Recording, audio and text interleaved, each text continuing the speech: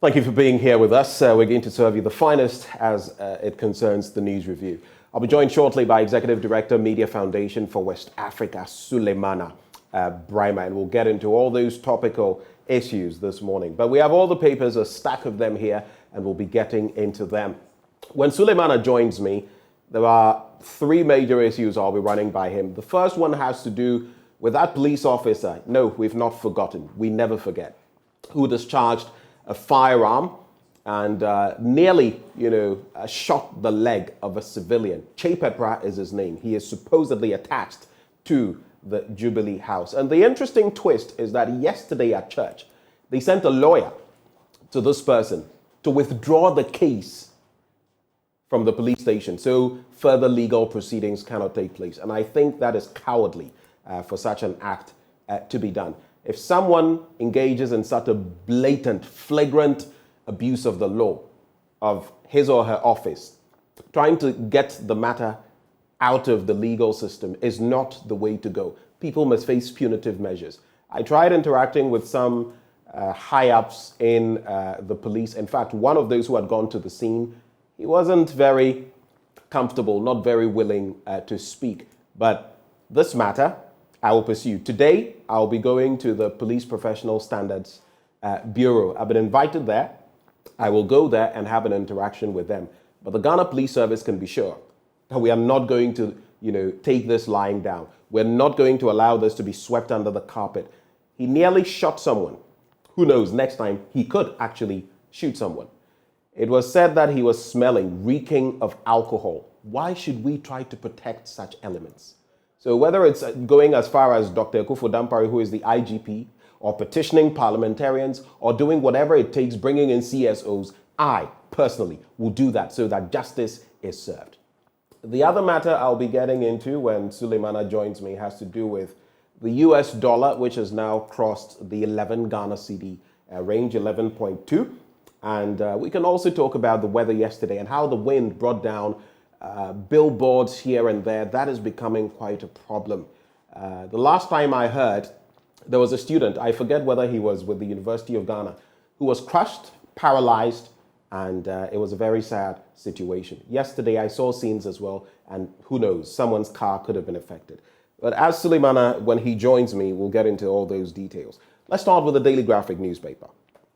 Development Bank pumps 245 million Ghana cedis into SMEs, additional 1 billion Ghana cedis in the offing. And that story is on page 20.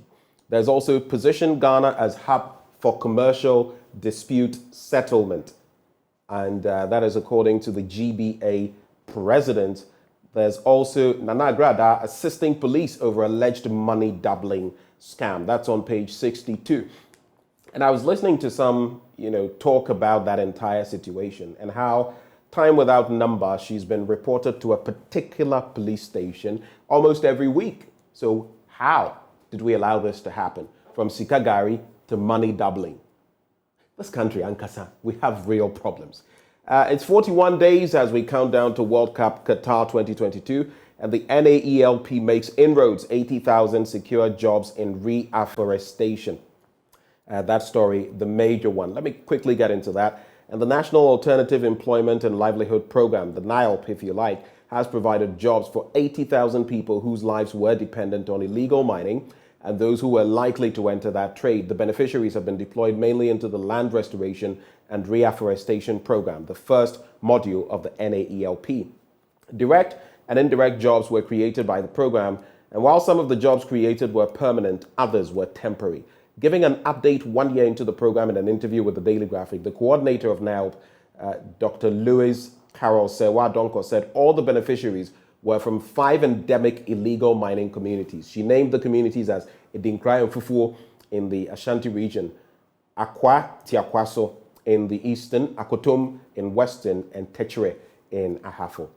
As part of the program, some of the beneficiaries also helped to nurse and plant 20 million economic seedlings, an initiative which was anchored on the Green Ghana project. In terms of fighting illegal mining, last year, NILP was launched by President Akufo-Addo as part of national efforts to curb illegal mining, otherwise known as Galamsey. The objective was to see an exit route for those whose means of livelihood directly or indirectly depended on galamsey, which has become a menace. According to environmental researchers, Ghana lost about 1.41 million hectares of tree cover between 2001 and 2021, an equivalent to a 20% decrease in forest cover, a situation being made worse by illegal mining, even in forest reserves. So while we laud the president for having done this, we also see the sustained menace of illegal mining and how it's only getting worse, not better. How our water turbidity levels are only getting worse, not better. How it is getting worse and worse, basically, for the Ghana Water Company Limited to treat the water we drink.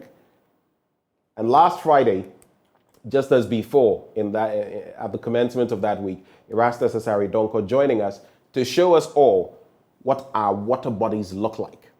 And I'll keep reiterating this. Even if we stopped galamsey on our water bodies, our rivers and everything, today it would take about 100 years just for the water bodies to return to anything which will give us a semblance of what they were before. In fact, we should have stopped this decades ago, yesterday. We don't have the time. We simply don't.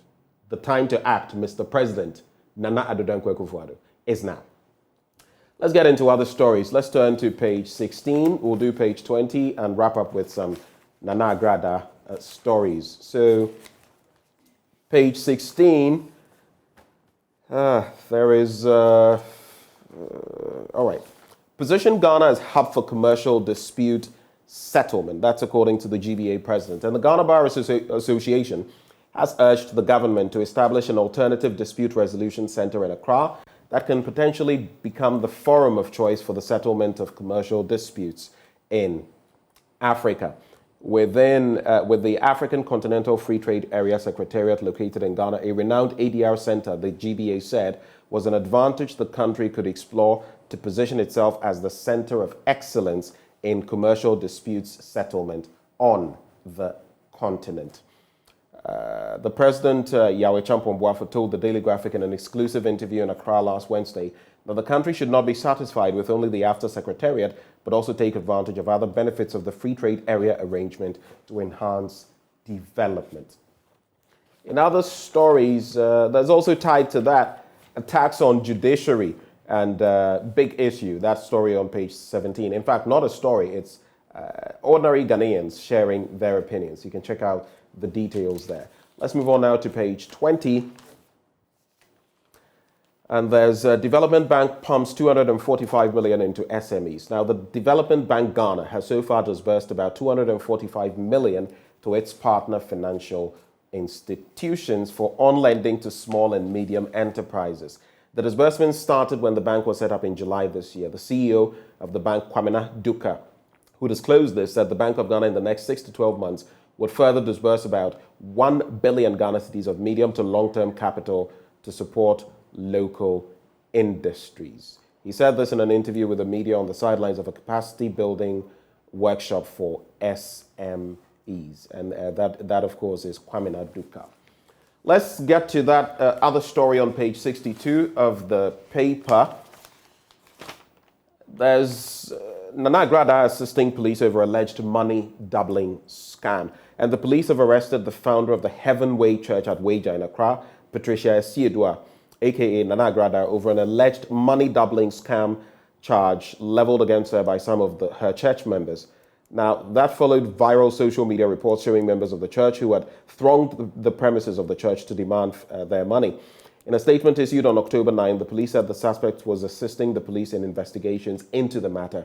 The police have therefore urged victims of the alleged money doubling scam to report to the Accra Regional Police Command for further investigations. This is not the first time Nana Agradaa has been in the grips of the police over an alleged scam. You would recall she was arrested in April 2021 after a joint team from the police and the National Security, in collaboration with the National Communications Authority, had raided the premises of her 2 TV stations at Kaswa in the central region over some illegalities. She was placed in police custody initially to assist with further investigations. And that is the story. But for me, I'll say this again.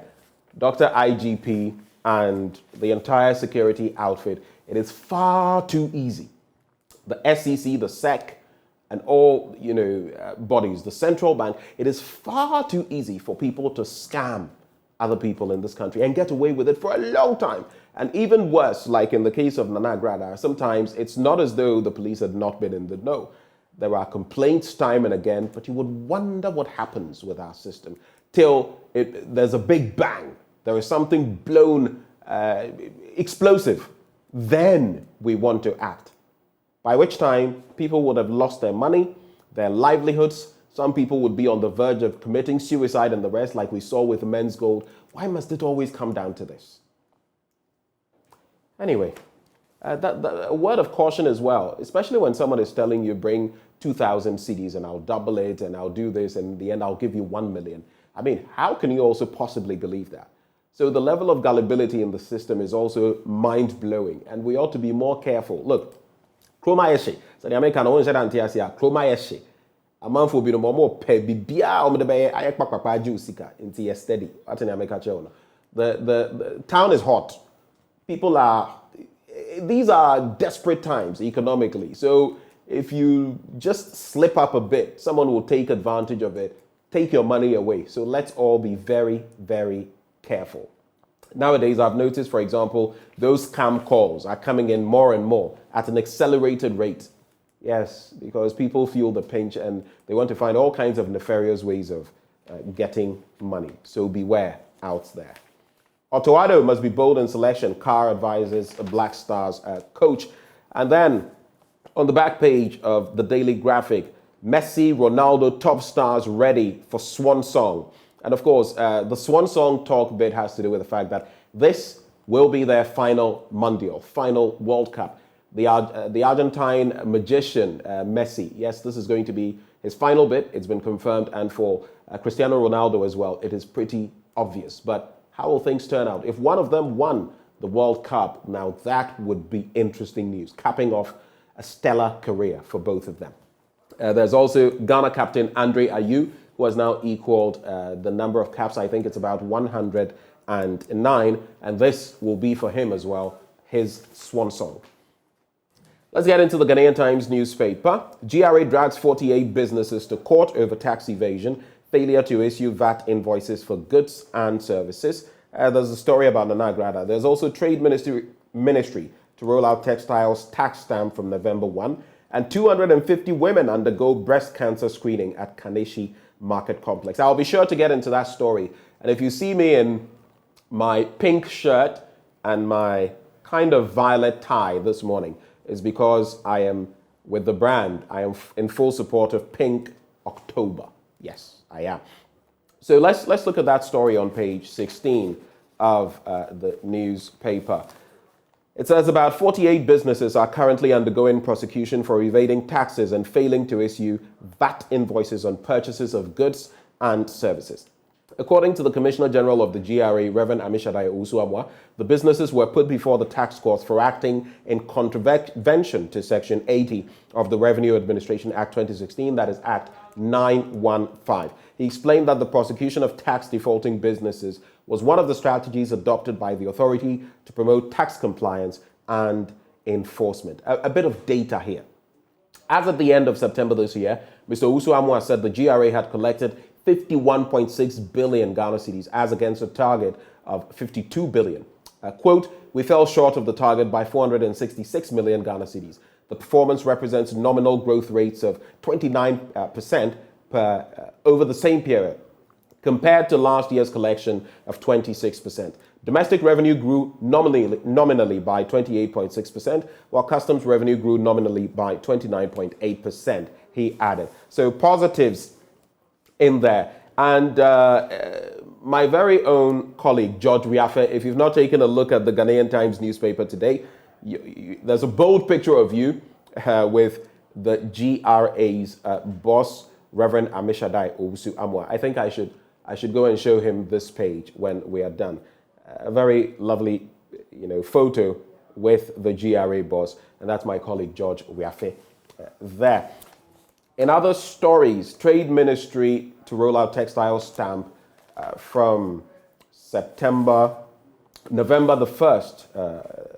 And the implementation of the textiles tax stamps policy aimed at tackling the The influx of pirated and fake textiles in the country, as well as other challenges in the industry, is slated to commence on November 1 this year. Implementation modalities of the policy, according to the Ministry of Trade and Industry, would include having textiles stamps affixed on all textile prints traded in Ghana. I'm in full support of this, especially looking at just how much of this comes illegally from other countries and how some countries are imitating what we do and just dumping all of it into our system. We're getting fabrics now from China and all of those places, while our own textiles industry is bleeding badly, hemorrhaging money, hemorrhaging everything positive. So I feel this should be a positive step. And as we've seen with the food and beverages industry, that can be done. So hopefully they clamp down on anyone who is not abiding by this as it rolls out.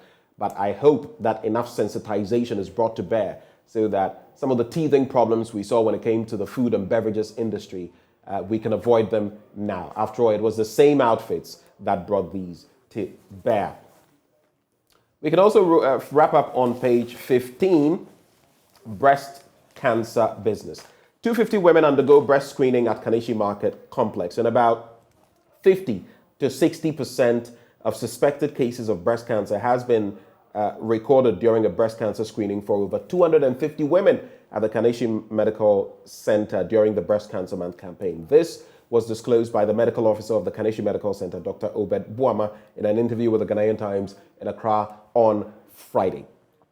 Organized by the New Times Corporation in partnership with other organizations such as Kaneshie Medical Center, Unichem Ghana Group, World Health Organization, and the Kaneshie Polyclinic, the exercise was to create awareness about breast cancer leading to low mortality rates. When the Ghanaian Times got to the medical center at the Kaneshie Market Complex, it observed that some women who had made their way to the place were seated patiently waiting to go through the process. Dr. Boama noted that illiteracy was proving a challenge in the fight against the disease, as he asserted that through his interaction with the women, it came to light that most of them had little or no knowledge about the disease. And that is a major part of the problem. But the worry for me, about 50 to 60% of suspected cases of breast cancer being recorded during a breast cancer screening for over 250 women at the Kaneshie Medical Center. That for me is stark. One problem in our country when it comes to health is the lack of data, the lack of knowing how many people specifically as possible have, for example, HIV/AIDS. We have good data, but it's not foolproof. Like I think the last time I saw about 100,000 people may not even know their status while they may be positive. This is months ago. Same when it comes to tuberculosis. And now when it comes to breast cancer screening as well, the figures that are coming up, especially on the back of a lack of education or ignorance of what to look out for, is very problematic. And you know why some of us would be concerned? Because all of these pose challenges for our health system. And so if we have a lot more people suffering from such, in this case, it could be a terminal illness, unless maybe surgery is performed or chemotherapy helps. It could be quite a drain, even going through these processes on our medical system. But on the back page, hearts humbled by Mali in CAF Confederation Cup competition.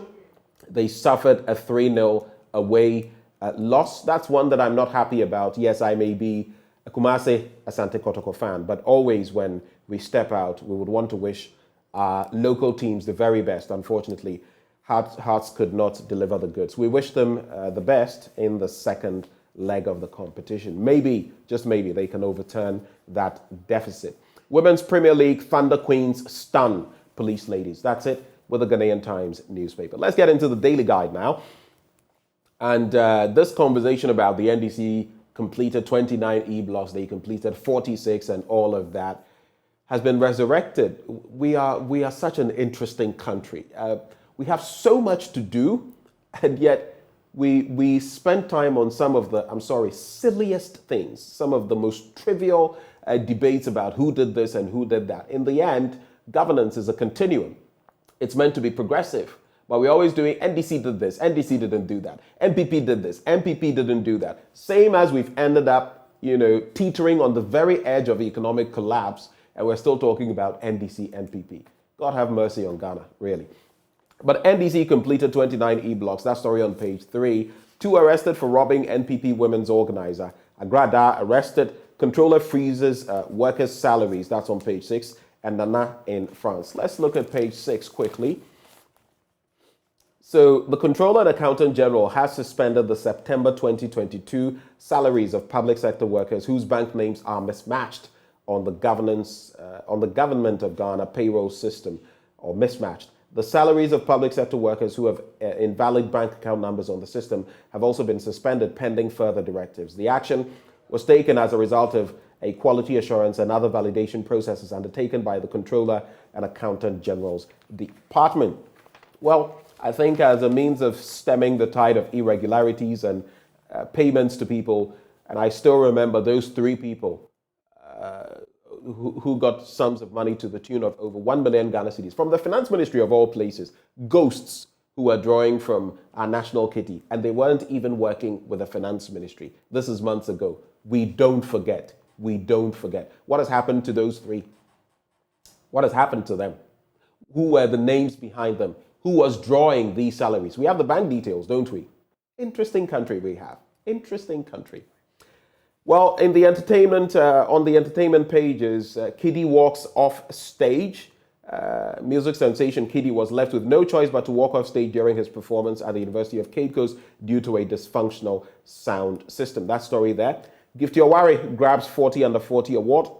And the CEO of Ghana Women's Premier League side, Berry Ladies Football Club, Mrs. Gifty Owari Mensah, has won the sports category of the 40 under 40 awards. Congratulations to you, Gifty Owari Mensah. Keep up the good work, especially as it concerns the Women's Premier League. We wish you the very best. There's also Davido promises to marry Chioma Masa. If you've had children, at least one child I know of, and other things, you go marry Mariam and this one. Anyway, Nigerian musician Davido has made a statement that suggests he would be marrying his baby mama, Chioma Rowland, in 2023. In an Insta story posted by the flamboyant UK-based Nigerian pastor Toby Adeboyega, Davido declared that the nuptials would be next year. We can only wish them the very best. One of the finest artists we have on the continent.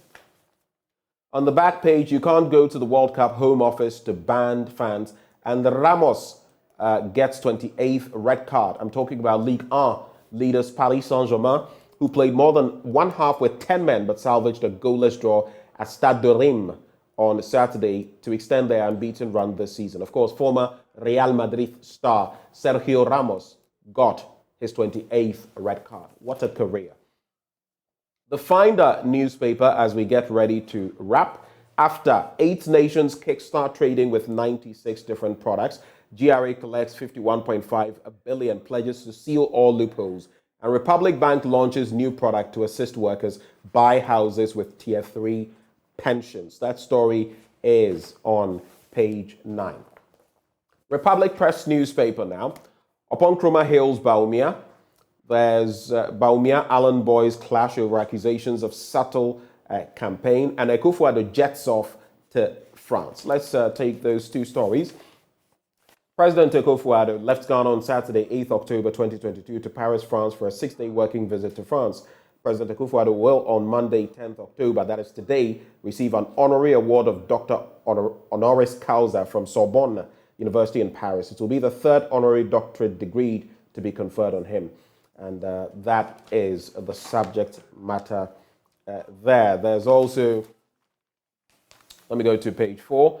Information Minister and Member of Parliament for Ofuase Ayirebi, Kojo Nkrumah, has described Vice President Mahamudu Bawumia as the brightest spark seen by the NPP. The Ofuase Ayirebi lawmaker said this days ago when the Vice President celebrated his birthday on October the 7th. And so those are the thoughts of Kojo Nkrumah. Let's wrap with these papers. McDan strikes after deal for trade promotion. That's the Ghanaian publisher. And FDA destroys 10 million Ghana cedis in fake drugs. That is a good thing, especially considering what happened in the Gambia with 66 children dead over that cough mixture issue. Then today, newspaper, Ghana IMF engagement. Even UK went to IMF. So what is the difference? Interesting. You should read that. Galamsey fight government's effort not enough, and Mahama honored in the USA.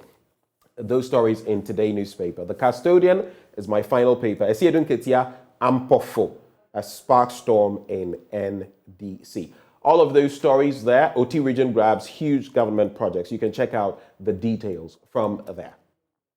But right before we get into sports, I'd like to celebrate three people, three members of our team who make things happen here. It's their birthday and other anniversaries. Pakwesi Shandov, who serves you the news every morning on the show. Today happens to be his birthday. Happy birthday to you, my brother, and we wish you the very best. Today also happens to be the birthday of Princess Picho on Facebook, Mapito Sibidi. It's her birthday. You are October's own, 10th day, 10th month. Happy birthday to you, and keep being the wonderful human being you are. It also happens to be the wedding anniversary of Derek Sam, my producer. We wish you the very best in your marriage, and we pray that there will be many, many, many more happy years and decades to come. Keep being the fun, fabulous person you are. On that note, we draw the curtains on the news review. Up next, sports on the AM show. Do stay.